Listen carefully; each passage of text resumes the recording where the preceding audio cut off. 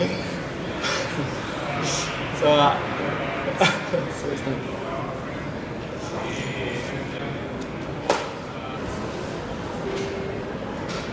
yeah, yesterday's vlog was slightly depressing. So today I want to talk about the things here at COP21 that's a lot, like very hopeful. And yeah, what are we hopeful about?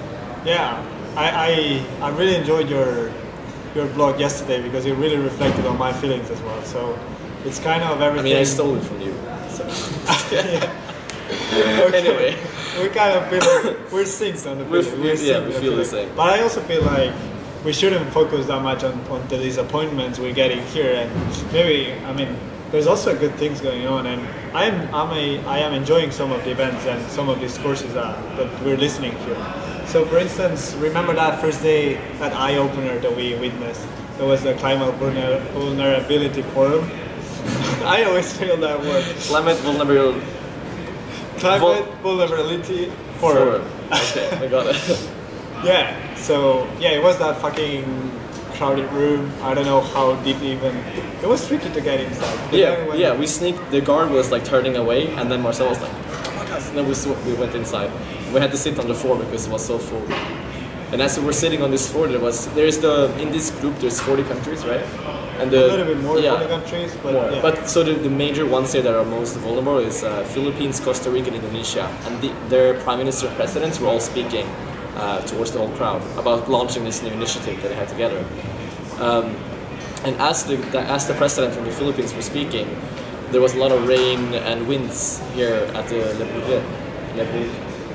That's also different. French. Le Bourget. Le Bourget. Anyway, and we were sitting. This meeting room was a tent because it's built temporarily. So this whole tent was shaking, and the projectors were like, the screen was, the pictures was like all shaking up.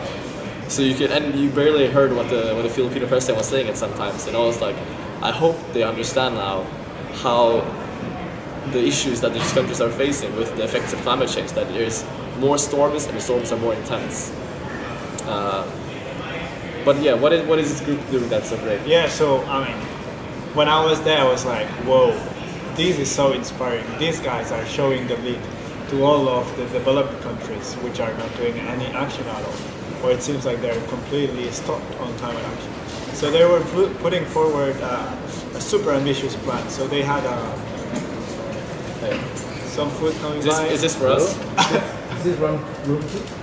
This is room 1. This is room 1. Room 2 should be. Yeah. Can we have a? No, I'm kidding. No sandwich. No sandwich. That's like all the thing. Yeah, that's the only thing you eat in France. I think. So they were putting forward this super ambitious plan. So they have this roadmap to achieve 100% renewables. Write that down. Yeah. 100% renewables by 2020. By 2020. That's crazy, right?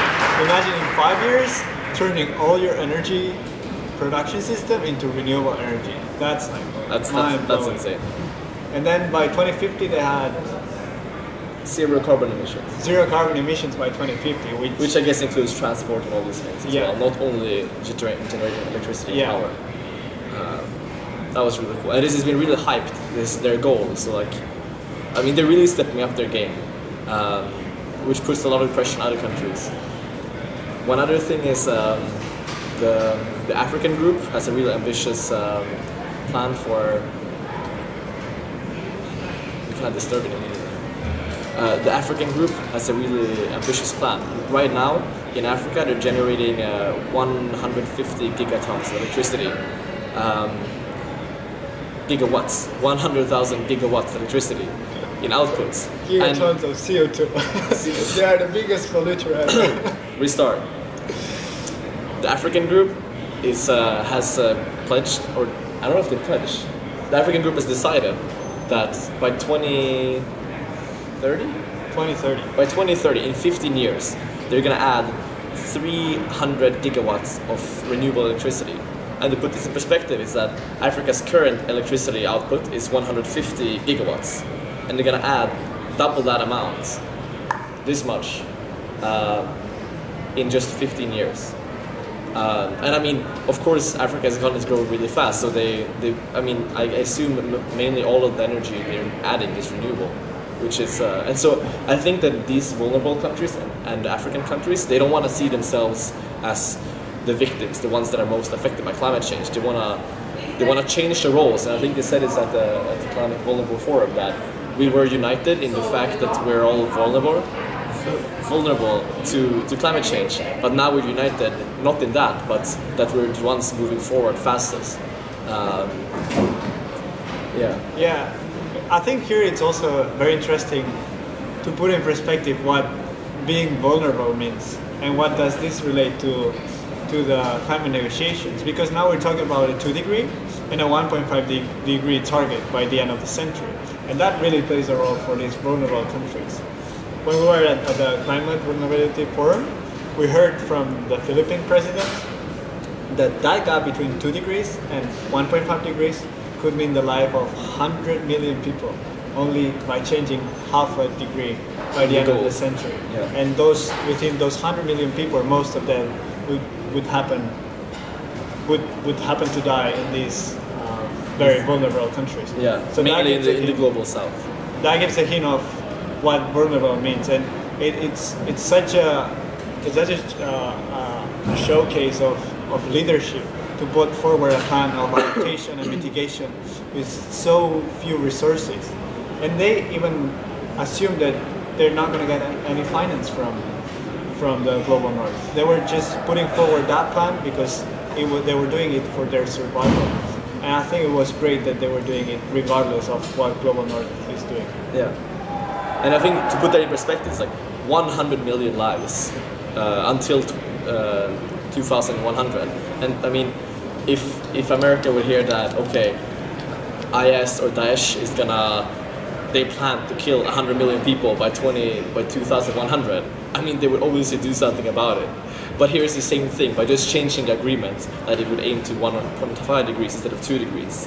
But because this is such an issue a long time in the future, this is such a, they're not doing shit about it. So my message, I'm so inspired by all these countries that are putting so much, I mean, they're pledging to do so much for their planet and the climate.